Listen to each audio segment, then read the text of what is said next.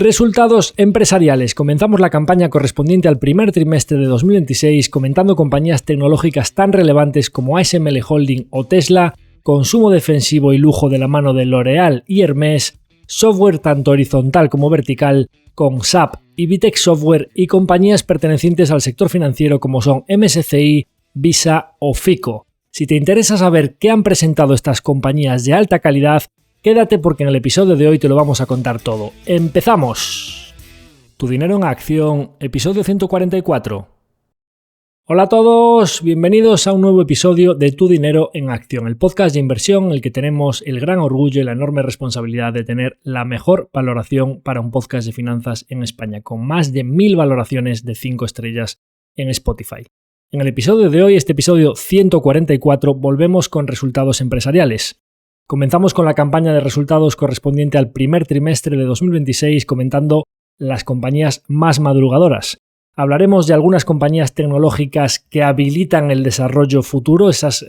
compañías que están habilitando el desarrollo de la sociedad como son ASML Holding y Tesla. Hablaremos también de la parte más alta del consumo como es cosméticos de la mano de L'Oréal y de lujo puro de la mano de Hermès. Comentaremos también dos compañías de software, una de software horizontal como es SAP y otra de software vertical como es Vitec Software, que empiezan a mostrarnos ese camino que queremos ver. Y también de varios negocios financieros de altísima calidad, esos negocios que ven las crisis desde un balcón en este entorno geopolítico convulso, especialmente en marzo a finales del trimestre, como son MSCI, Visa y Fico. Todas las compañías del episodio de hoy creo que son de alta calidad y veremos ahora lo que han presentado. Antes de ir con la chicha del episodio, recomendaros como siempre que lo visualicéis en una de las dos plataformas que permiten visualizar el contenido gráfico, que vamos a ir apoyando las explicaciones como son Spotify y YouTube, y por supuesto que si os gusta nuestro contenido que lo compartáis con gente cercana a la que penséis que le puede ser útil, porque para nosotros ese crecimiento orgánico tiene un valor incalculable. Así pues, vamos con el episodio de hoy hablando de las compañías, digamos, más tecnológicas puras del episodio de hoy, empezando de la mano de la compañía holandesa con alto peso en el Eurostoxx, como es ASML Holding.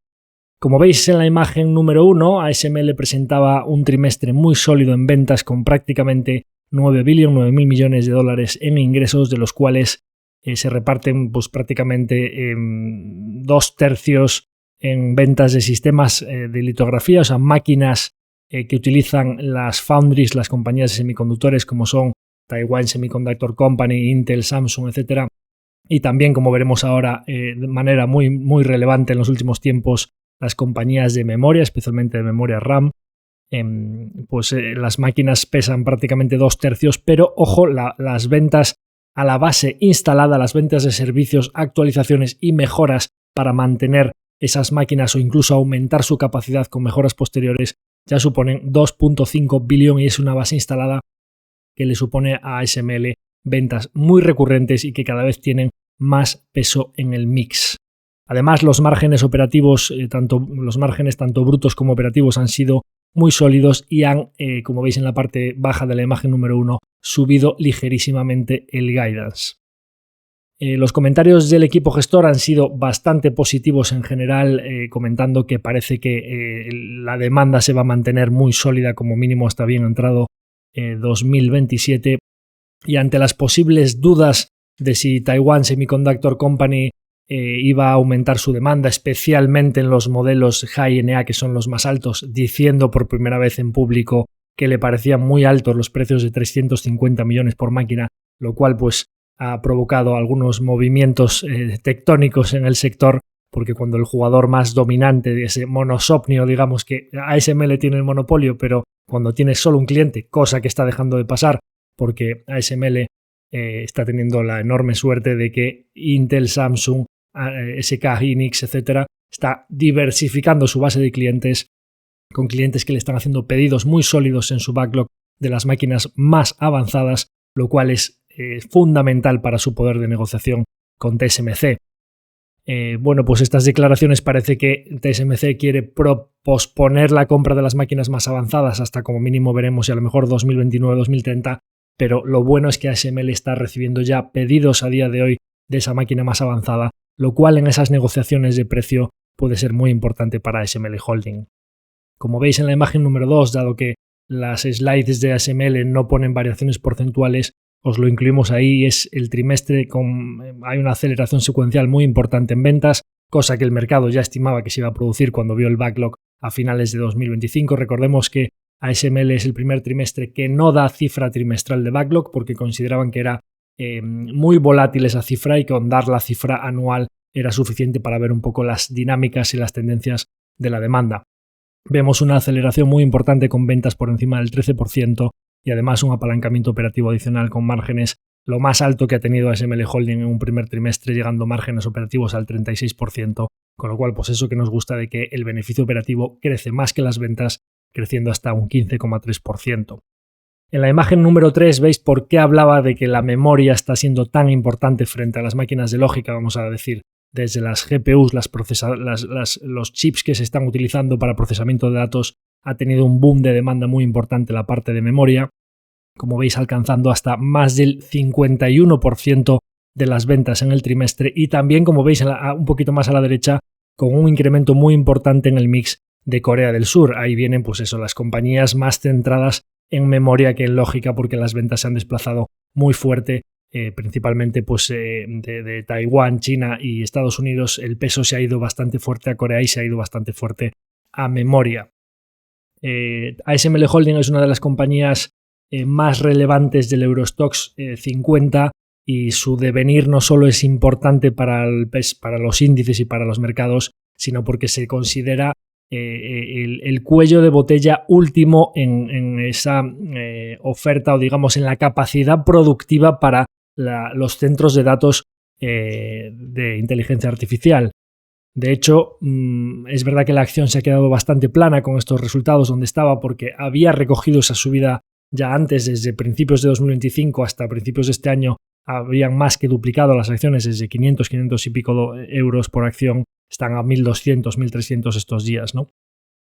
Esto es bastante relevante, el tema del cuello de botella, porque al final siempre se está hablando de si la mejor inversión es Nvidia, Taiwan Semiconductor Company o ASML Holding. Y resulta que pues, todos los desarrollos que Intel, el gobierno americano, la haya rescatado y que esté invirtiendo muy fuerte para cerrar esa brecha con Taiwan Semiconductor Company, que Samsung esté demandando, que los clientes de memoria están demandando, que China,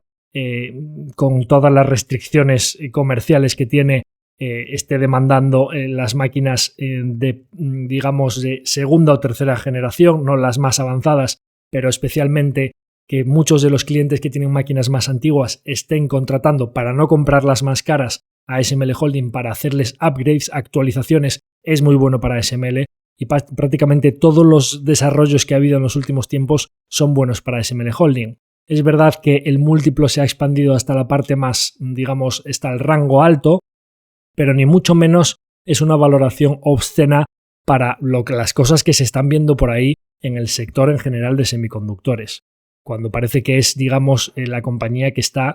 controlando el cuello de botella último de toda la capacidad productiva de inteligencia artificial. En todo caso, el equipo gestor dando perspectivas bastante positivas, por supuesto, para todo lo que queda de 2026 y bien entrado 2027, con lo cual parece que, aunque no están publicando el backlog, parece que las entradas de pedidos están siendo muy sólidas y que hay bastante más visibilidad en los planes de CAPEX para los clientes principales de ASML Holding para 2026 y 2027, con lo cual parece que las perspectivas son bastante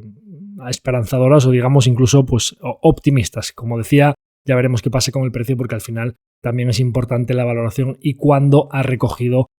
todas esas mejoras. Otra de las compañías de nuestra cartera que están habilitando el desarrollo tecnológico, invirtiendo muy fuerte para el futuro, es Tesla. Como veis en la imagen número 4, el trimestre ha sido sorprendentemente bueno en las ventas, especialmente de automóviles, no tanto por el volumen que las entregas se sabían, sino por los precios medios de venta, que han tenido un incremento notable tanto secuencial como year on year, como frente al trimestre comparable. En automóviles es importante decir aquí que tanto los márgenes como los precios de venta del primer trimestre de 2025 estaban muy afectados por ese cambio al modelo y nuevo, ya que cerraron varias líneas de producción para producir la actualización. Entonces hay crecimientos bastante notables, muy superiores a los de las entregas, tanto en ventas como en precios unitarios, como especialmente en los márgenes brutos de la división de automóviles. Importante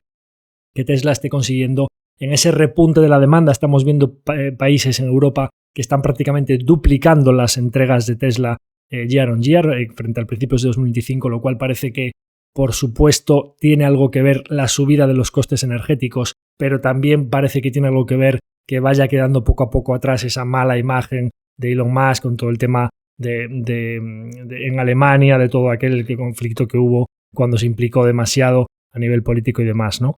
En todo caso, veis que la parte de automóviles muy bien, la parte de energía también se sabía porque los deployments, la entrega de megapacks se había reducido en el trimestre, las entregas trimestrales en energía son bastante variables, con lo cual nada preocupante ahí,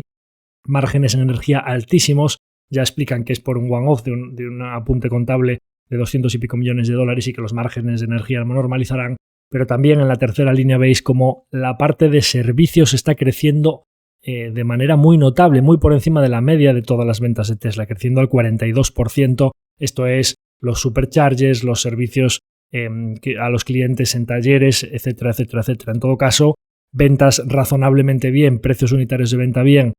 márgenes muy bien y Tesla como siempre en esa eficiencia brutal a nivel de OPEX, que incluso invirtiendo en tantas líneas para el futuro que no le están generando ventas, incluso mantiene un coste de, digamos, un OPEX o unos gastos operativos bastante moderados, y es totalmente increíble que una compañía en esta fase de inversión tan fuerte para los próximos años esté generando flujo de caja positivo, como veis en la parte de abajo de todo, y con un flujo de caja que ha crecido notablemente frente al primer trimestre de 2025. Esto va a cambiar radicalmente a partir del segundo trimestre en adelante, porque Tesla no solo ya tenía unos planes de CAPEX muy importantes para todas las iniciativas que tiene, tanto de robot Optimus como la escala de los Cybercabs, de los coches autónomos, como de Tesla Semi, que es el camión también con baterías y autonomía, digamos, para entrega de mercancías, que a futuro será también transporte de mercancías autónomo, pues está con planes de inversiones importantísimos, y este plan de CAPEX no incluye todavía la Terafab, este proyecto, digamos, mastodóntico de Elon Musk para una nueva fábrica integrada con todos los procesos de la generación de chips que se llama Terafab, que pretende tener a largo plazo una capacidad productiva de 1 teravatio anual, que es una auténtica salvajada. Es como la suma de varios de los mayores jugadores que existen ahora mismo en el mundo, ¿no? Eso ya veremos cuándo sucede, porque es un proyecto conjunto con SpaceX y parece que de momento van a meter una parte de investigación para hacer pruebas en Texas, que eso lo va a financiar Tesla. Luego parece que la primera fase de esa fábrica la va a financiar SpaceX y ya veremos a partir de entonces. En todo caso, ya habían dicho que iban a invertir en CAPEX 22 billones y lo han subido a 25 billones, con lo cual en breve, con un free cash flow de 1.5 billones al trimestre, el free cash flow empezará a ser negativo. Lo cual lo puede permitírselo Tesla porque tiene prácticamente 45.000 millones de dólares de caja neta en el balance, preparados específicamente para esta fase de inversión, que siempre le preguntaban, oye, ¿por qué no recompras acciones? Porque lo voy a necesitar con todo lo que viene por delante, ¿no? Entonces, bueno, interesante en todo caso, pues el mercado acogió con cierta frialdad estos resultados, porque en cuanto a las partes más importantes de la valoración de Tesla, que si no fuese Tesla, tal y como ha ejecutado, poniendo patas arriba diversos sectores a lo largo de su trayectoria y ejecutando, no cumpliendo los plazos, pero sí ejecutando en la buena dirección, por supuesto que la valoración de Tesla no sería la que es ahora mismo. Es decir, el mercado está dándole una credibilidad bastante alta a todos estos proyectos que, aunque no se están plasmando en las cuentas a día de hoy, conducción autónoma, Full Self Driving, ya tienen más de 1.3 millones de suscriptores a Full Self Driving, pagando una suscripción de altísimo margen recurrente y creciendo a tasas altas esos suscriptores, pues al final Full Self Driving, conducción autónoma a través de Cybercab, el futuro de Optimus, la Terafab, etcétera, el mercado le da bastante credibilidad a que estos proyectos serán, digamos, un game changer para las cuentas de Tesla en algún momento del futuro, porque son negocios de alto margen, muy recurrentes y muchísimo mejor que la venta de automóviles. Entonces, salvo estas sorpresas positivas en el caso de automóviles y servicios, negativas en la parte de energía, etcétera, al final, cuando empiezan a decir que los ingresos de Full Self Driving y de Cybercab probablemente no serán significativos hasta bien entrado 2027, y se esperaba que a partir de abril empezase esa escala del Cybercab, etcétera, y que van a depender de la regulación. Han conseguido la aprobación regulatoria en Holanda y probablemente veamos Full Self Driving en más países de la zona euro en breve, con lo cual pues siguen con ese proceso de aprobación regulatoria, pero el mercado, claro, dice, pues si las palancas que más afectaban a la valoración a corto y medio plazo, entre 2026 y 2028, pues parece que se ralentizan, pues el mercado se impacienta un poco en una compañía que siempre ha tenido una valoración alta. En todo caso, Tesla es un campo de semillas plantado de tantísimo valor potencial, solo con que una o dos les salga bien lo que puede producir, pues por supuesto valoración, si miramos las cifras de corto plazo, muy elevada, pero el potencial de que solo un par de esas cosas les salga bien, veremos que lo que puede construir Tesla en el futuro es realmente enorme. Con lo cual, capacidad de ejecución, TAMs gigantescos, solución de necesidades críticas para la sociedad de una manera mejor y más conveniente que todo lo que había antes, el mercado le da credibilidad a todos estos planes y valoración elevada. En todo caso, pues parece que impasse de espera hasta que estas realidades se vayan viendo algo más plasmadas en las cuentas. Bien, cambiamos radicalmente de tecnología con ASML y Tesla y nos vamos a consumo, digamos, premium y luxury de la mano de Hermès y L'Oréal.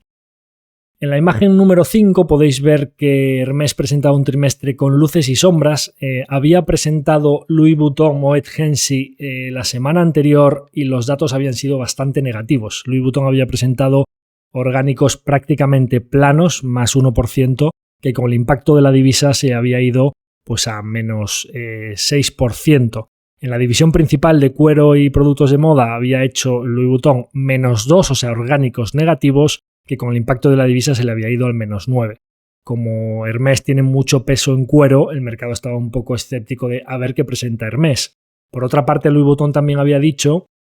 que en Asia, en China, se empezaban a ver brotes bastante verdes y el mercado también estaba un poco pendiente de a ver qué presentaba Hermès en Asia, cosa que presentó Moncler la semana siguiente a Hermès y vimos crecimientos pues del 12%, con un peso muy importante de Asia, que es la que mejor ha presentado, ¿no?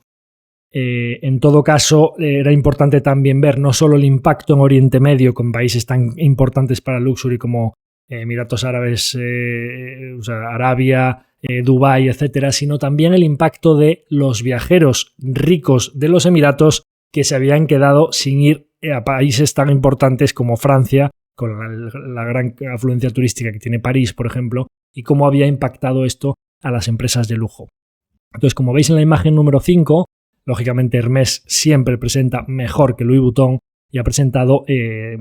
crecimientos orgánicos de casi el 6% frente a los orgánicos del más 1, o sea, le saca 5 puntos a Louis Vuitton y en la parte, una vez descontada la divisa, en reportado ha hecho menos 1%. Si nos vamos a la parte concreta de cuero,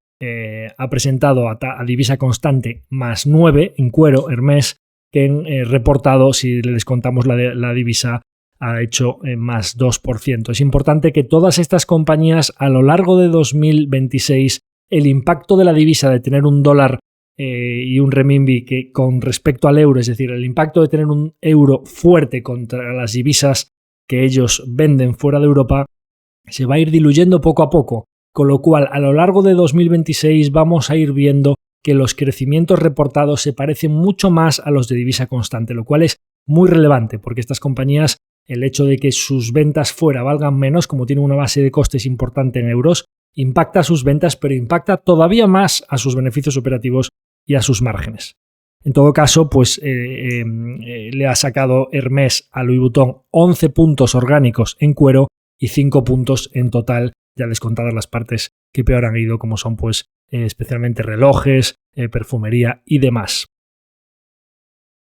En general, el equipo gestor pues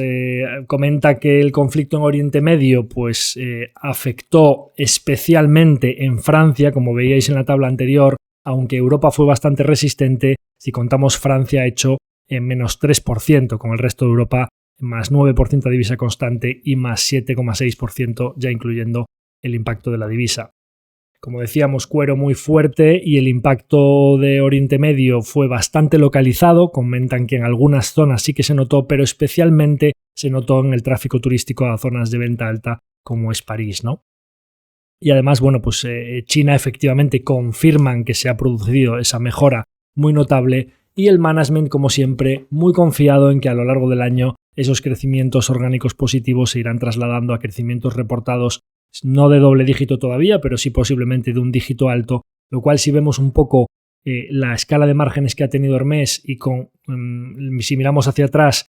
cuando reportó crecimientos del 6 o del 7%, cuánto crecía el EBIT, parece que Hermès a lo largo de este año, conforme el efecto divisa se vaya diluyendo, el conflicto en Oriente Medio vaya quedando atrás y como parece que China viene recuperándose, a lo largo de 2026 es posible que empecemos a ver a Hermès presentando ya crecimientos de EBIT en torno a o muy cerca de doble dígito ya reportado, incluyendo el impacto de divisa, que es un poco donde la queremos ver a largo plazo. Como siempre, mercado bastante pesimista, múltiplos muy contraídos. Veremos qué hace desde aquí Hermès. Configuración como mínimo interesante para los próximos meses, próximos años. Pasamos de lujo a consumo, digamos, defensivo, consumo premium. Digamos, esto no es una staples pura y dura, porque la gente en estar guapos y guapas, tener el cabello bien cuidado, echarse cremas y demás, vemos que gasta y son tipos de productos que no solo se protegen bien de la inflación, sino que a largo plazo suelen crecer por encima de la inflación. Y la verdad es que L'Oréal presentaba un trimestre espectacular, muy por encima de lo que se esperaba. En la imagen número 6 podéis ver cómo Hermès, o sea, L'Oréal reportaba crecimientos like for like, esto es, digamos, en divisa constante, abajo de todo veis 7,6%, casi un 8%, con los productos profesionales creciendo a casi el 16% y productos dermatológicos muy fuertes creciendo a casi el 11%. Dos regiones muy importantes como son Europa y Estados Unidos muy fuertes. Europa, aceleración secuencial muy clara creciendo a más del 10% y Estados Unidos acelerándose ligeramente también por encima del 11%. Muy sorprendente la región SAPMENA-Asia, que esto por supuesto incluye toda la zona de Oriente Medio, pero también incluye países emergentes como India, como Vietnam, como Sudáfrica, que han tenido crecimientos muy, muy fuertes, hasta más que compensar la pequeña caída de Oriente Medio con SAPMENA-Asia creciendo al más 20%.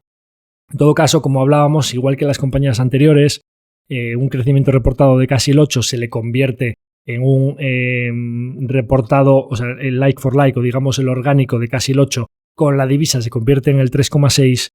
Y si nosotros estamos viendo esa dilución del impacto divisa a lo largo del año,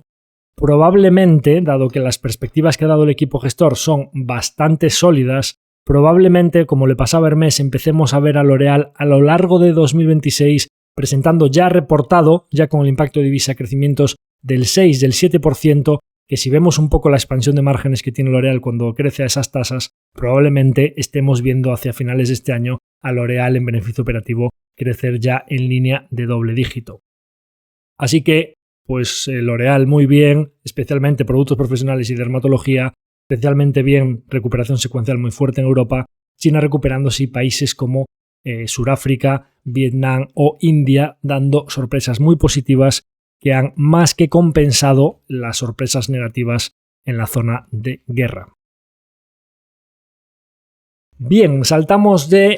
lujo y cosméticos a software. Vamos a hablar de dos compañías presentes en nuestra cartera, Vitec desde hace tiempo y SAP desde hace poquito tiempo. Era muy importante la presentación de SAP porque el mercado estaba muy preocupado con la adopción de las nuevas soluciones que integran inteligencia artificial y de esa transición a cloud de SAP, y ante unas declaraciones de su consejero delegado de que probablemente habría que asumir dolor a corto plazo para ganar a largo y no quedarse atrás en la carrera de la IA, el mercado estaba súper escéptico con que posiblemente incluso se llegó a especular con que podrían presentar un profit warning. Son muy importantes las dos presentaciones de SAP y de Vitec que voy a hablar ahora mismo porque son bastante relevantes para todo el universo de software, tanto horizontal como vertical, cuando hablemos de Vitec, especialmente en los que son elementos críticos e insustituibles, como es el caso de SAP. Como veis en la imagen número 7, SAP ha crecido de manera muy sólida en cloud, al 27% en divisa constante. Como veis a la izquierda, eso se convierte con el impacto de divisa. Todas estas compañías europeas que venden a nivel global, L'Oréal, Hermès, SAP, ASML, pues tienen un impacto de divisa notable. En el caso de SAP, ese impacto de divisa es de 8 puntos, de un crecimiento en divisa constante en cloud del 27, reportan un 19, y con la parte de software y licencias, digamos, de venta de su software, un one-off, que esa transición se está produciendo en muchas compañías de software que pasan de te vendo el software y me pagas una vez a me pagas una suscripción recurrente mes a mes y tienes todo tu software crítico en el cloud, pues se reduce lógicamente al -8 porque están haciendo esa transición. Cloud creciendo al 27, licencias decreciendo al -8. Esto es un crecimiento en divisa constante, como veis en la parte baja de la imagen número 7, del 12% orgánico, que si nosotros tenemos en cuenta el impacto divisa se le convierte, como veis en naranja a la izquierda, en un 6%. Ya veremos a continuación qué supone crecer al 6% para una compañía como SAP. En la imagen número 8 veis que el backlog de SAP está muy sano, está creciendo al 25% el backlog en divisa constante y como veis, frente al trimestre anterior, que fue uno de los motivos de que la castigasen, de que había una ligera ralentización tanto en el backlog como en el crecimiento, tanto en la parte de cloud como en el beneficio bruto de la parte de cloud, al 26 pues esto se acelera al 27 y del 27 esto se acelera al 28%. Parecen datos bastante sólidos para una compañía que está en riesgo de disrupción y además, como veis en la imagen número 9,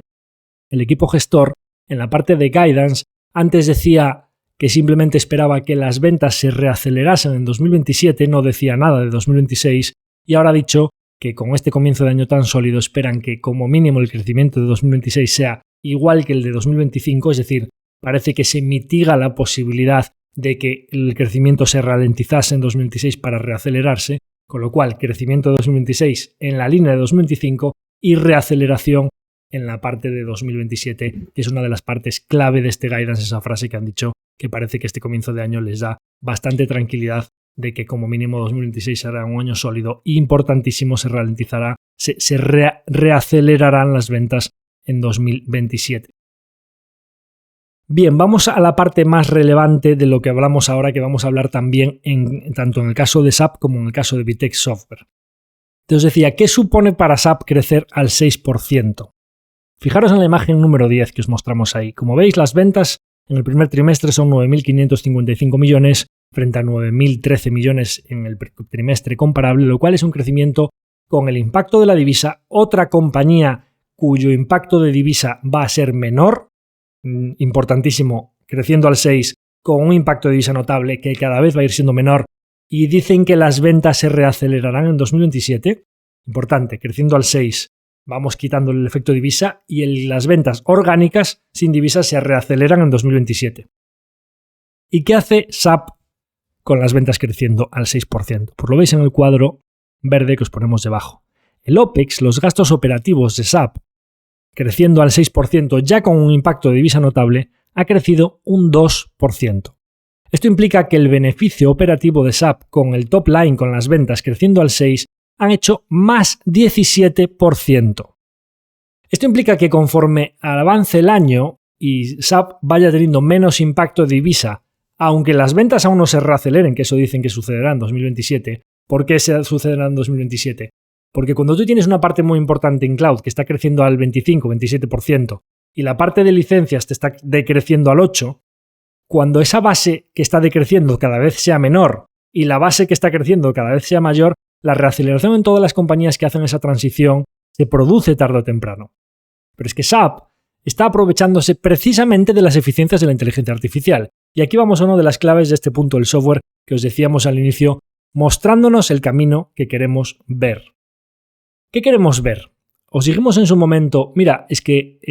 las compañías de software, las compañías desarrolladoras y que mantienen software, pueden ser las principales beneficiarias de la capacidad de generación de código de los cloud, etc. Porque ellos y no sus clientes son los primeros que van a aprovechar esas eficiencias para conseguir crecer sin contratar más gente. Con un desarrollador senior ahora puedes hacer lo que hacías antes con uno senior y 10 junior.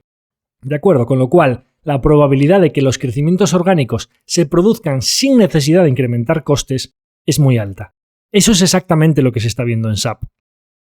El consejero delegado en la conference call no evita las preguntas, de hecho aborda directamente toda la parte de IA y se les muestra muy confiados en que las capacidades que les otorga la IA para desarrollar nuevas soluciones más rápidamente,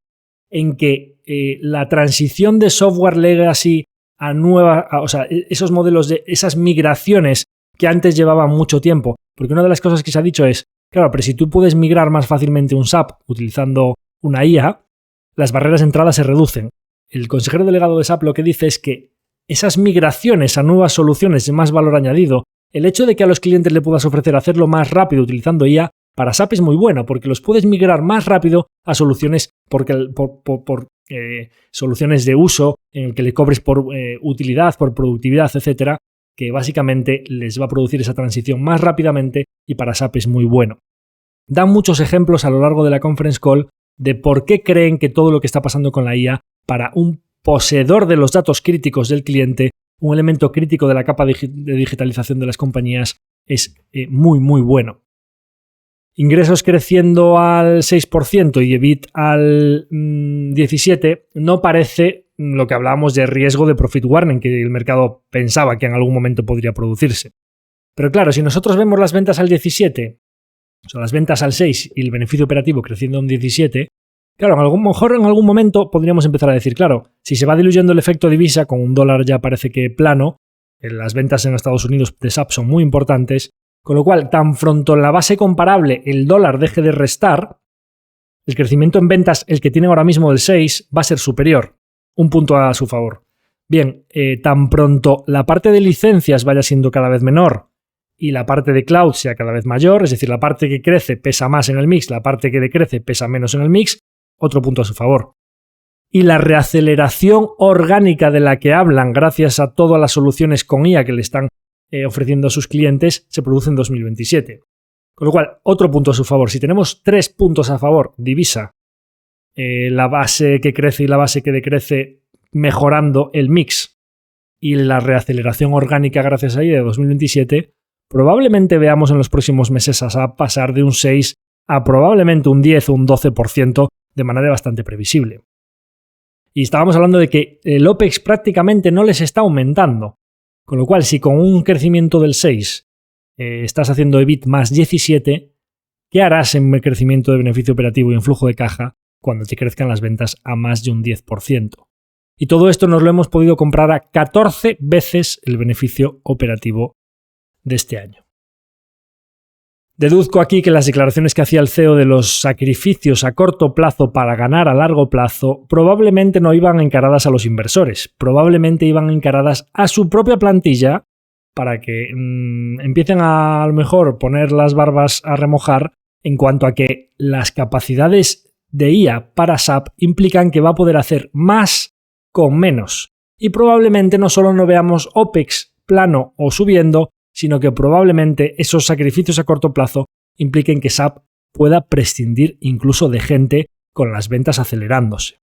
Ya lo veremos, pero esto es súper importante porque aunque el mercado no ha reaccionado todavía a todo esto, estos son los primeros brotes que nosotros vemos de que las principales beneficiarias de la inteligencia artificial en el sector de software son las propias compañías desarrolladoras y que mantienen o que les ofrecen un servicio recurrente de mantenimiento de ese software a sus clientes. ¿Cómo? En manera de incremento de los márgenes, cosa que estamos viendo tanto en SAP como a continuación veremos en VTech Software. Y las declaraciones de los consejeros delegados en las conference call van en esa línea. ¿Cuándo el mercado recogerá esta mejora y en vez de ponderar el riesgo de disrupción, ponderará que no solo no son perdedoras, sino que posiblemente puedan ser ganadoras? Porque eso es un cambio bastante importante que no solo es, bueno, ya dejo de estar asustado y dejo de comprimir el múltiplo. Si simplemente dejo de estar asustado y dejo de comprimir el múltiplo y lo dejo donde estaba, te llevas lo que la compañía crezca.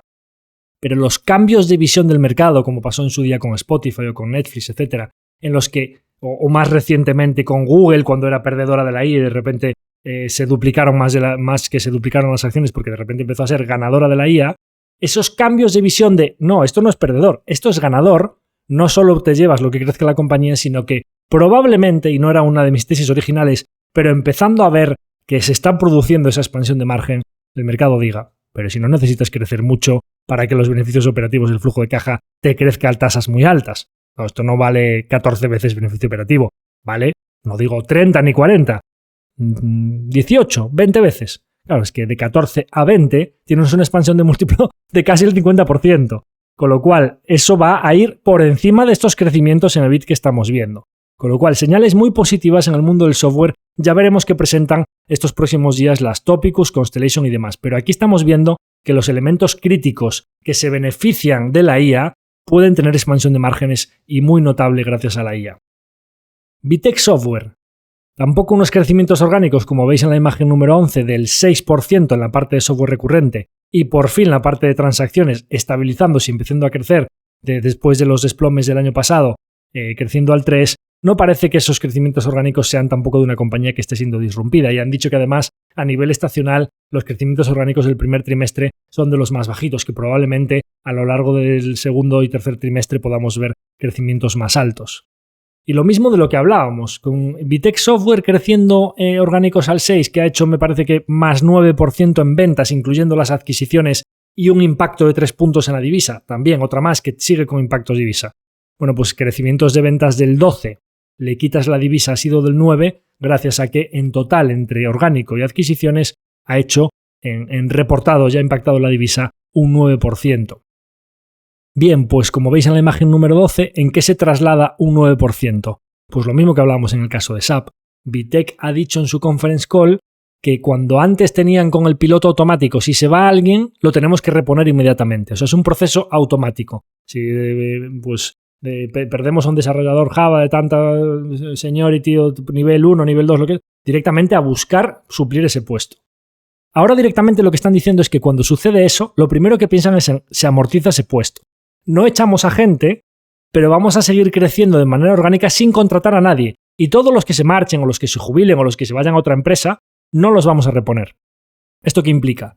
OPEX creciendo mucho menos que los ingresos. Y con los ingresos creciendo al 9%, vemos el EBITDA creciendo al 11%, el cash EBIT, que es una medida clave pura de caja, creciendo al 11% y el beneficio operativo creciendo al 13%. Esto en una época en la que, con los temas geopolíticos y con toda la parte esa que os decimos estacional y la parte de transacciones, que ya veremos cómo tiene una parte importante de energía, cómo va evolucionando a lo largo del verano cuando la generación renovable en Holanda sea más alta, pues en una época orgánica que no es tan fuerte, crecimientos muy sanos de doble dígito y la parte de adquisiciones que lleva tiempo bastante parada, porque todos esos procesos dicen, no, es que mira,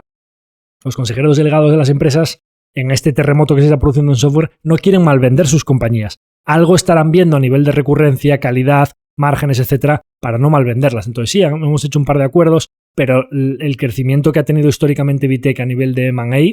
ha sido muchísimo más alto que el que está teniendo ahora. Los orgánicos también pueden mejorar, los márgenes están mejorando, el impacto de divisa, un poco parecido a lo que hablábamos de SAP, ¿no? Bueno, pues crecimientos de doble dígito de VTech con los márgenes mejorando y con el OPEX muy contenido porque dejan de contratar cuando se les va cualquier persona. Entonces, la conference call del primer trimestre de VTech es la primera vez que All Backman se pone de arriba abajo, media conference call, es hablando de inteligencia artificial, y dicen que están implantándola en todos sus procesos, y le preguntan, mira, ¿tus clientes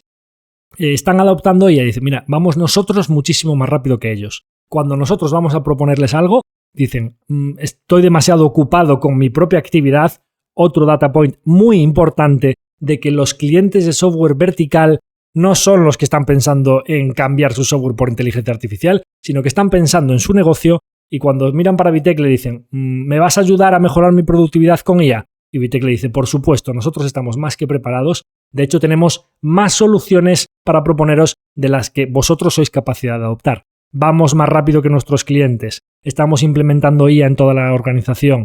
Tenemos capacidad de incrementarle la productividad a nuestros clientes, por lo cual van a tener que pagarnos una parte de ese incremento de productividad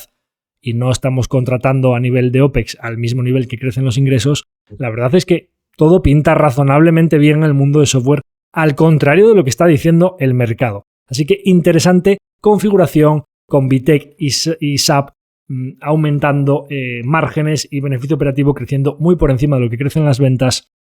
y ya veremos si son, digamos, el preámbulo de esas otras compañías de software que van a ir presentando. Importantísimo, elementos críticos no sustituibles del software. No todos los softwares son iguales, pero parece que SAP y VTech están muy bien posicionados, uno en software horizontal y otro en software vertical, para ser los que ayuden a sus clientes y no sean ni sustituidos ni desplazados. Y pasamos de software a sector financiero, pero no cualquier tipo de sector financiero. No vamos a hablar aquí de bancas, de balances muy apalancados o de sectores intensivos en capital. Vamos a hablar de todo lo contrario dentro del sector financiero. Negocios de altísima calidad, muy ligeros de activos, con márgenes operativos obscenos y con crecimiento siempre muy por encima de la media de mercado. Una de las narrativas disruptivas que había en los últimos tiempos, aparte de la de software que acabamos de hablar, era que la inteligencia artificial iba a hacer menos valiosas las soluciones de los proveedores de datos, índices, analytics, etcétera, dentro de los cuales está MSCI, Standard & Poor's, Moody's, FactSet, etcétera, etcétera, etcétera.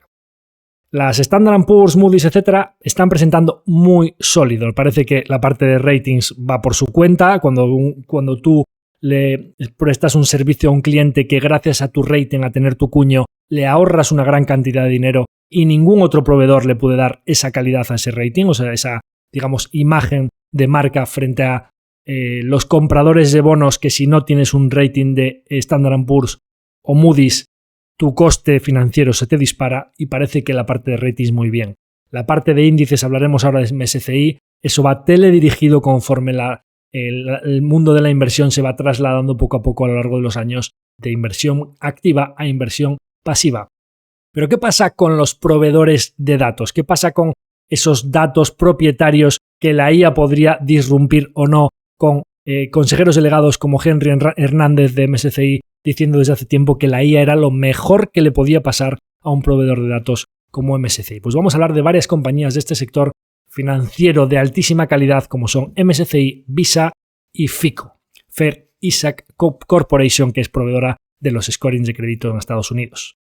Pues MSCI es uno de esos negocios, como decimos nosotros, que ven las crisis desde un balcón, porque dicen, bueno, pues en este entorno turbulento de guerra a finales del último trimestre, pues en marzo mucha volatilidad en el mercado, etcétera. ¿Qué ha sucedido? Bueno, pues resulta que, como veis en la imagen número 13, MSCI ha incrementado ventas en el trimestre al 14%, con un 2% más de plantilla. Es decir, creo que esto nos dice mucho de lo que está pasando con este tipo de negocios. Los ingresos incrementales se producen a cambio de un coste prácticamente nulo, y eso se traslada directamente a los beneficios. Son grandísimos negocios con altos márgenes y que además una parte muy importante de ese beneficio operativo básicamente se convierte en caja porque no necesitan nada de capital para crecer. Diréis vosotros, cuando creces en ventas al 14% prácticamente sin incrementar gastos, ¿cuánto te crece el beneficio operativo? Pues como veis en la imagen número 13, a MSCI le ha crecido el beneficio operativo el 21%. Mejores datos de MSCI desde hace bastantes trimestres, tanto en ventas como en beneficio operativo, con las tasas de suscripción a índices acelerándose secuencialmente hasta casi el 11%, las tasas de comisiones basadas en activo alcanzando un récord de 872 millones, un 25% más, las ventas recurrentes de Analytics creciendo frente al trimestre comparable un 30%, y pues la dirección diciendo que la IA es lo mejor que le puede pasar a MSCI, que es propietario de los datos, que están implementando soluciones muy rápido y que son, digamos, el one-stop shop para toda la parte de datos financieros, índices, sostenibilidad, clima, etcétera, etcétera, etcétera. La verdad es que leerte las conference call del señor Hernández en los últimos tiempos es bastante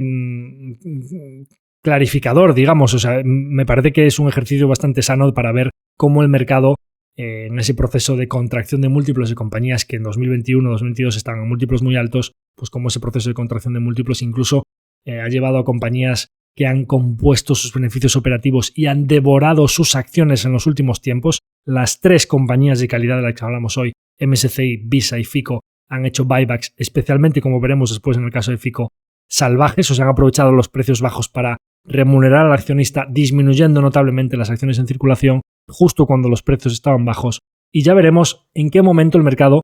puede dejar de poner excusas en cuanto a que el crecimiento de los beneficios unitarios por acción y el flujo por acción, flujo de caja por acción, están creciendo unas tasas que prácticamente, o sea, va a ser imposible no hacer caso, no seguir a esos crecimientos, porque llega un punto en el que los múltiplos dejan de contraerse y los datos que está sacando MSCI son absolutamente espectaculares. La retención aumentando hasta el 95%, mejor dato desde hace varios años también, todo apunta en la dirección que queremos ver. Así que, pues, crecimiento de ingresos a prácticamente coste cero va en la dirección, sin duda, que queremos ver. De MSCI pasamos a Visa, porque si MSCI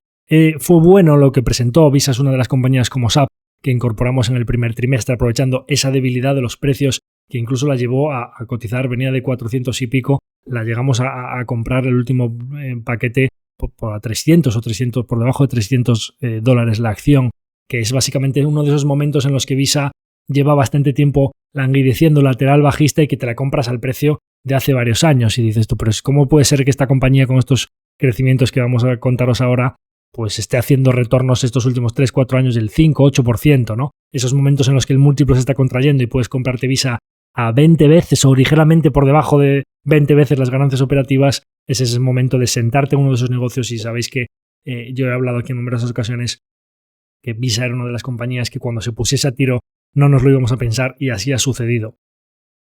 Había un cierto run en el mercado de que posible riesgo de disrupción a Visa con todo lo de las stablecoins. Hablamos aquí en su momento de lo de Circle y demás, que nosotros tomamos una especie de posición hedgeada en la que pues si Visa empieza a ver cómo sus crecimientos se ralentizan, entonces será porque la adopción de las stablecoins hará volar a Circle, con lo cual pues tener las dos posiciones parece que tiene sentido, mucho más pequeña la de Circle lógicamente, pero que parece que el pair trade de tener las dos parece que tenía sentido. Bueno, pues con este reporte de Visa parece que podría ser un pair trade en el que te ganen las dos. Esto del pair trade que dice, bueno, pues cuando tomas una posición doble en la que una puede subir un 100, 200, 300 y lo máximo que puede caer la que vaya mal es un 100, el conjunto de dos posiciones, que además tienes que asignarle tamaños a cada una en función de la probabilidad de que suceda una u otra cosa, el conjunto de las dos posiciones te da un retorno neto muy positivo. Bueno, pues empezamos a ver, como veis en la imagen número 14, que posiblemente, ya veremos qué pasa con la parte de Circle de las stablecoins, que tiene buena pinta, pero posiblemente puedan ser las dos ganadoras. Visa presenta un más 17% en ventas. Esto es algo inaudito, veníamos de crecimientos mucho más bajos los trimestres anteriores, que es el mayor crecimiento de Visa desde 2022. Claro, esto en un entorno en el que la inflación ya se estaba moderando, ha empezado a repuntar con el tema del petróleo a finales del trimestre, pero claro, en un trimestre en el que a principios, enero, febrero, la inflación venía moderándose, y con el consumidor, temas geopolíticos y demás, parece que también moderándose, ¿cómo puede ser que el crecimiento de Visa tenga esta pedazo de reaceleración? Pero no solo es la reaceleración al mayor crecimiento desde 2022 al 17. Mirad lo que pasa en la parte baja. En net income al 32. Ganancias por acción al 36. Veis abajo, ahora vamos a dar la explicación de por qué ha sucedido esto, que los pagos están creciendo, dependiendo de si miras el total al 11, cross-border, pero incluyendo Europa al 12, y si le sacas la parte de Europa al 11%, vamos a decir pagos creciendo al 10-11%. ¿Cómo puede ser que con los pagos globales con dinero electrónico, utilizando tarjetas de Visa, creciendo entre el 9 y el 12, depende qué métrica mires, Visa crezca en ventas al 17 y en beneficio operativo? Ahora os voy a enseñar el apalancamiento operativo y cuánto ha crecido el EBIT. Bueno, pues ahora vamos a explicaroslo porque hay un par de negocios de Visa, un par de verticales de Visa que quizá no son tan obvios y que están creciendo mucho más que los pagos. Pero como veis en la imagen número 15, y que decíamos cuando estos negocios maravillosos que no necesitan capital para crecer y que además tienen costes incrementales prácticamente nulos. Si deciden crecer los gastos es porque conforme van creciendo los ingresos gastan más en marketing, deciden gastar un poquito más en research and development, etc. Pero no porque lo necesiten para que el aumento del volumen transaccionado y la comisión media por cada transacción les vaya produciendo ingresos que necesitan más coste. Esos ingresos se producen a coste cero. Como veis en la imagen número 15, con las ventas creciendo un 17% hasta 11.230 millones, desde 9.594 del trimestre comparable, el OPEX ha pasado de 4.159 a 3.996. O sea, las ventas crecen al 17, el OPEX cae un 4%. Entonces, bueno, Javier, ¿cómo puede ser esto? Porque este tipo de compañías van bastante teledirigidas a nivel de OPEX. ¿Cómo puede ser que caiga el OPEX con las ventas creciendo un 17? Claro, como veis abajo, el operating income, el beneficio operativo, ha subido un 7.234 millones, que es básicamente un más 30%, o sea, es más por encima del 30%, o sea, es una auténtica barbaridad. Bueno, hay una parte importante que hay que decir aquí, que es en el trimestre comparable habría 1.000 millones de gastos de provisiones por litigios, que eso pasa en el trimestre a 329 millones. Es decir, solo en litigios hay una base comparable muy favorable que se le reduce en 700 millones. Si nosotros cogiésemos los mismos litigios del primer trimestre de 2025 y los llevásemos a este trimestre, el OPEX lógicamente no sería de 4.000 millones, sino que sería de 4.700, básicamente la compañía estaría creciendo el OPEX mucho menos que las ventas y el EBIT, en vez de haber crecido a más del 30%, con las ventas creciendo al 17%, digamos que peras contra peras habría crecido más de un 23%. Eso parece que tiene más sentido, con las ventas creciendo un 17%, el EBIT creciendo un 23%, es un apalancamiento operativo típico de una compañía que tiene márgenes operativos obscenos del 60%, que ya lógicamente pues el apalancamiento operativo no es tan alto como el de una empresa que tenga márgenes operativos del 5 o del 10%, que cuando crecen las ventas y tienes un margen bruto alto, se traslada todo al EBIT y los crecimientos en EBIT, el apalancamiento es muy superior, ¿no? Pero en todo caso, de 17 a 23 parece algo razonable. Bien, como veis en la imagen número 16, además, si hablábamos de los buybacks, Visa ha aprovechado las caídas en el mercado para remunerarnos. ¿Y de qué manera? Frente a un trimestre comparable de 8 billion, en el half han comprado más de 11.8 billion, pero es que si miramos la cifra que tenían a diciembre, llevaban 3 billion y pico, o sea, han recomprado prácticamente 8 billion solo en el trimestre, aprovechando los precios especialmente bajos. Si nosotros cogemos la cifra de buybacks más dividendos, básicamente Visa ha aprovechado los precios para remunerarnos a una tasa que es muy poco habitual en una compañía de estas. Os voy a dar un poco los datos. Parece que una compañía de estas que pues, suelen cotizar a múltiplos muy exigentes debería estar dando un yield del 1 o 2%. Si nosotros cogemos buybacks más dividendo en el half es más de un 2,5%. O sea, estaríamos haciendo un run rate de cerca del 5%. Si cogemos solo lo que han hecho en el primer trimestre de 2026, estaríamos hablando de que solo vía buybacks han recomprado lo que sería prácticamente el 4% de la empresa. Es decir, están utilizando su generación de caja para, en un momento de debilidad del mercado, remunerarnos a una tasa muy alta, que es precisamente lo que quieres ver a nivel de asignación de capital. Y diréis, bueno, ya, pero sí, esto del apalancamiento operativo, los buybacks, etc. Pero volvemos al inicio. ¿Cómo puede ser que Visa esté creciendo al 17% con los pagos entre el 9 y el 12%? Bueno, pues como veis en la imagen número 17, resulta que tienen dos divisiones, como son el procesamiento, data processing, o sea, el procesamiento de datos, que son servicios de valor añadido que no son pagos, y Other Revenue creciendo a nada menos que el 18% y al 41%. Dirás, oye, Javier, pues un negocio maduro como Visa, ¿cómo que tiene divisiones creciendo a más del 40%? Bueno, porque Visa es conocida por los pagos, pero es una compañía que a día de hoy ya es software, seguridad y servicios de alto valor añadido. El equipo gestor empieza la conference call diciendo, mira, es que tenemos una división que ya es Value Added Services, servicios de valor añadido, que es ya un 30% de los ingresos de Visa, que está creciendo al 25% anual. Yo estuve indagando un poquito más para saber un poco qué eran todos estos servicios de alto valor añadido y todas esas Other Revenues que eran una base muy baja pero que están creciendo a más del 40%. Entonces, preguntándole un poquito a la IA para saber exactamente qué había pasado en el trimestre y por qué esos crecimientos tan altos que están llevando el mix de ventas desde un 9 o 12 de los pagos hasta un 17, que con el apalancamiento operativo ya son crecimientos de más del 20% en métricas clave, que no es para nada un dato de un negocio maduro, pues la IA me estuvo explicando y le dije, mira, explícaselo como a un niño de 10 años, o sea, dime exactamente los ejemplos claros de cómo ayuda Visa a los consumidores y a las partes intermediarias, los bancos, emisores de tarjetas, etcétera, para venderles servicios de alto valor añadido que le están generando crecimientos mucho más altos que los pagos. Pues por ejemplo, servicios de valor añadido, guardaespaldas, seguridad e inteligencia con la IA. Imagínate que tú te vas a comprar pues, un videojuego online y que resulta que en el momento de hacer el pago con la tarjeta de tu madre, el banco que tiene que hacer ese pago, por cualquier caída del servicio, etcétera, se queda sin conexión a Internet. Normalmente esa compra fallaría, en la pasarela de pago fallaría el pago. ¿Qué es lo que hace Visa? Tiene un contrato con esas entidades que le dice, mira, yo utilizando IA voy a saber por el historial de pagos de cada persona, con independencia de en qué punto se produzca la falla, voy a saber cuál es la calidad de pago de ese comprador. Y para que no falle nada, yo voy a poner el dinero, me comprometo a que yo lo pongo y mi tasa de error es bajísima. Pues eso es lo que se llama el procesamiento standing, es uno de los servicios de valor añadido por los cuales Visa cobra un ingreso muy recurrente para que nada falle. Antes, por ejemplo, cuando hacías una compra internacional, el dinero tardaba en abonarse en la cuenta del vendedor varios días.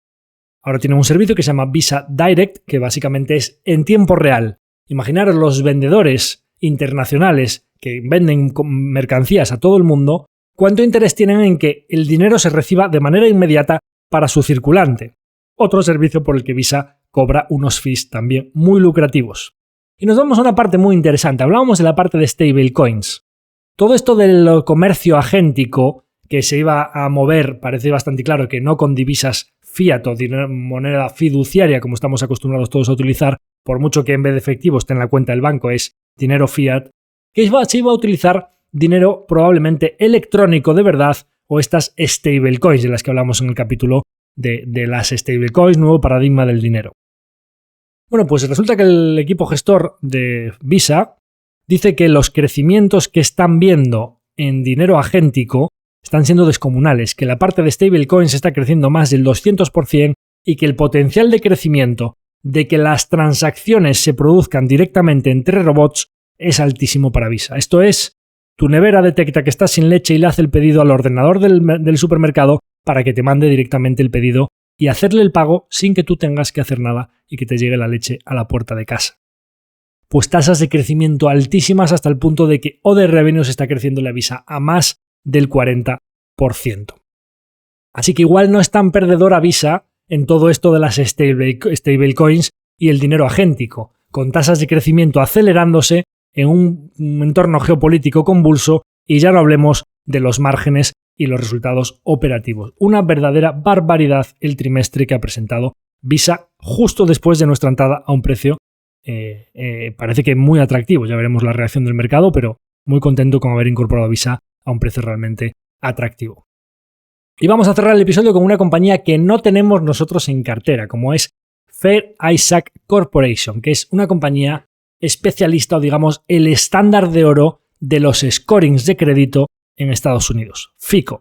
una compañía de enorme calidad que además ha estado bajo mucha presión en los últimos tiempos por el riesgo regulatorio de que uno de los políticos con más peso en la parte hipotecaria de Estados Unidos ha dicho que FICO tiene un monopolio y que eso no puede ser y que tiene que haber más jugadores ofreciendo sus servicios a los burós, a las agencias de crédito, a las diferentes partes interesadas, porque parece que $5 por operación frente a hipotecas de 500.000, 1 millón, etcétera, aunque los scorings de FICO van y vuelven varias veces, pues imaginaros, 5 por varias veces, 15 por 3 buros de crédito, estamos hablando de costes de 50, 60, $100 frente a una operación de 500.000, 600.000, 1 millón. Se das cuenta de por qué FICO vende un servicio de coste muy bajo para el total de la operación y ha subido los precios de manera recurrente, digamos incluso excesivamente agresiva durante los últimos años, abusando de esa posición dominante. Eso no le ha gustado a los reguladores y han impulsado la llegada de nuevos jugadores para que compitan con FICO. Jugadores que en principio, y ahora veréis por qué digo en principio, iban a ofrecer precios bastante más asequibles de los que ofrece FICO. En todo este proceso, las acciones de FICO han llegado a caer, no sé si más de un 50-60%, también hay que decirlo desde un precio obsceno porque era el paradigma de calidad, pricing power, etc. Y se ha puesto, parece que a un precio bastante razonable. Creo que llegaron las acciones a 2.500, 2.600 dólares por acción y las han tirado hasta $900 recientemente. Acaba de empezar a repuntar y con esto que acaba de presentar, lógicamente, vienen subiendo notablemente. Atentos a la imagen número 18, porque FICO, en este entorno, digamos, revuelto con el regulador vigilándole, coge y saca un trimestre como el que veis. Ventas más 39%, net income más 63%. Recompra más grande de acciones aprovechando esos precios bajos en el entorno de 1.200 y llegaron a 900, a un precio medio de 1.200, han recomprado la cantidad más grande en un trimestre de la historia de FICO. Normalmente cuando tienes un monopolio y estás presentando buenos resultados, intentas esconderlo un poco, sobre todo cuando te está mirando el regulador, pero hablamos de un equipo gestor que ha más que quintuplicado los precios de sus scorings en los últimos 2-3 años, lo cual le hizo volar los márgenes, pero normalmente no sacas pecho diciendo que lo ves todo tan bien, que es que además el año subes con fuerza el guidance que tenías. Pues hablamos de un equipo gestor que parece que va a calzón quitado, porque básicamente no solo el trimestre es espectacular, sino que como veis en la imagen número 19, beat and raise, o sea, suben el guidance anual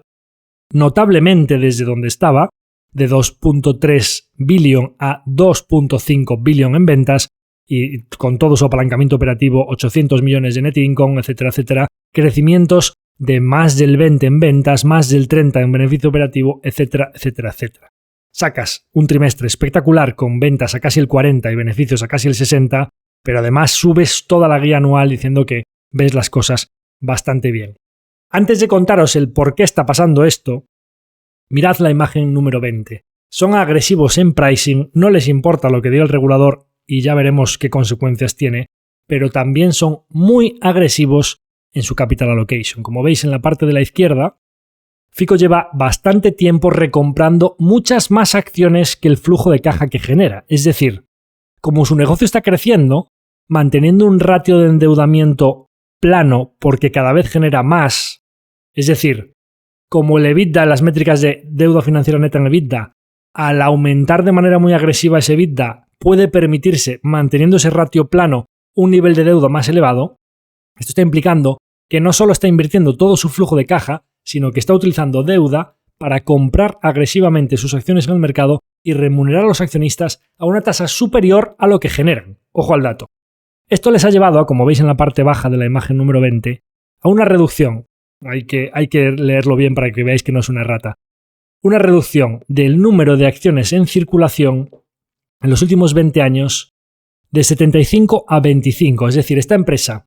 en 20 años ha devorado 2/3 de la empresa. Solo en los últimos 5 años han devorado más del 15% de las acciones en circulación. Lógicamente, cuando empezaron a comprar en el año 2005 las acciones estaban a 37 y en el último periodo, en 2025, estaban a 1.700. Ahora, con la caída, a 1.000, 1.200. Una auténtica barbaridad de canibalización a uno mismo, utilizando no solo el flujo de caja, sino también niveles de deuda importantes para remunerar y de qué manera a los accionistas. Si miráis los datos del informe, toda una auténtica barbaridad. Originación de hipotecas al más 127%, la plataforma de ingresos recurrentes al casi el 50%, previsiones anuales al alza, crecimientos del 23 anuales, etcétera, que probablemente se queden cortos porque vienen creciendo al 40%, etcétera, etcétera, etcétera.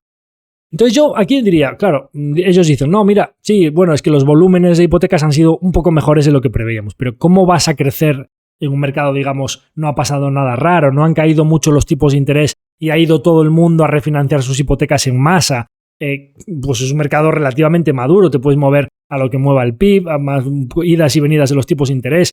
pero no deberías ver cosas demasiado salvajes a nivel de volúmenes. ¿Cómo un negocio como este crece después de ya haber subido los precios muy notablemente estos últimos años a casi el 40% en ventas y a más del 60% en beneficio operativo? Bueno, pues porque en esa dinámica de introducirse nuevos competidores, VantageScore venía para hacerle la competencia a Fico a $1 por solicitud frente a los $5 que cobraba Fico. Estos directivos, que como digo son bastante agresivos en Fico, ¿qué fue lo que hicieron? Antes de que llegase el nuevo scoring de la competencia, dijeron, mira, nosotros cobramos por dos cosas. La primera por la que cobramos es cuando se hace una solicitud, pero todavía no se sabe si se va a firmar el préstamo hipotecario, nosotros cobramos $5. Cada vez que mandas de ida y vuelta el expediente y se tiene que producir un nuevo scoring, volvemos a cobrar esos $5. Son recurrentes, ¿de acuerdo? Cada vez se cobra, de ida y vuelta se cobra ese scoring. Pero si se termina firmando el crédito, nosotros cobramos $33. Entonces vamos a cambiar el sistema de precios. Para que no tengáis miedo de mandar una solicitud sin saber si se va a terminar aprobando o no, y que no tengáis miedo de mandar de ida y vuelta todas las veces que necesitéis las solicitudes del préstamo, vamos a tirar los precios de la solicitud inicial un 80%. Claro, esto es, vamos a igualar los precios iniciales con los de Vantage Scoring, pasándolos de 5 a $1. Entonces, ¿cómo es posible que Fico haya crecido los ingresos a estas tasas tan salvajes si lo que han hecho es bajar los precios, lo cual habría que netearlo un poco con el incremento de volúmenes. Bueno, porque a cambio dijeron, mira, cuando se firme el crédito, que es más tarde en el proceso, cuando el crédito finalmente se apruebe y se formalice, vamos a pasar de cobrar 33 a cobrar $65. Entonces, claro, el management dice, bueno, esto es neto, digamos, neutral en ingresos, pero los ingresos más gordos se producirán más tarde. Claro, ¿cómo que neutral si tú bajas de 5 a 1 y subes de 33 a 65? Te das cuenta que el neto de 1 más 33, digamos que un crédito que solo va una vez y se aprueba, estás cobrando 38, y si va una sola vez a $1 en vez de a 5, pero cuando se firma cobras 65 en vez de 33, es decir, estás cobrando 68 frente a 38, es una subida de más del 70% en los créditos que se formalicen, es verdad. Los créditos que no se formalicen van a salir más baratos. ¿Con esto qué está haciendo Fico? Fico lo que está haciendo es plantarle cara a los competidores antes de que llegue porque sabe que tiene una posición dominante, y como Fico es el estándar de oro del crédito, de hecho todo el mundo en Estados Unidos dice Fico Scoring 650, Fico Scoring 450, es el lenguaje universal en el sector, sabe perfectamente que si el informe de ida y vuelta, el que no sabes todavía si se va a firmar, cuesta lo mismo que VantageScore, ¿quién va a tener un incentivo para cambiarse? Y entonces dijeron, ¿cómo podemos hacer para tirar el precio inicial y que nadie pueda hacernos competencia, pero no minar nuestros márgenes? Entonces cuando se firme, me vas a dar mucho más. Y en neto, no lo están diciendo porque dicen que es neutral, en neto voy a ganar mucho más. Ahí veis, volumen creciendo ligeramente, precios otra vez al alza, ventas volando, márgenes operativos volando. Así que ya veis una compañía que ha sido muy agresiva históricamente con el regulador mirando, vuelve a ser muy agresiva no solo en el trimestre sino en su guía anual y vuelve a ser muy agresiva en precios. Ya veremos cuál es el desarrollo de los acontecimientos, pero sin duda parece que por el historial de este equipo gestor creen que están muy cómodos con su posición dominante y que es prácticamente imposible desafiar su monopolio. Así que hasta aquí el episodio de hoy. Como veis, numerosas compañías de muy buena calidad, SML Holding, Tesla, Hermes, L'Oréal, Vitex Software, SAP, y terminamos con MSCI, Visa y Fico, estándares de oro de la calidad en servicios financieros. Espero que os haya gustado el episodio de hoy, así que por favor dejarnos en comentarios vuestras impresiones y por supuesto si lo compartís con vuestra gente cercana, para nosotros tiene un valor incalculable. Hasta la semana que viene, un abrazo muy fuerte a todos.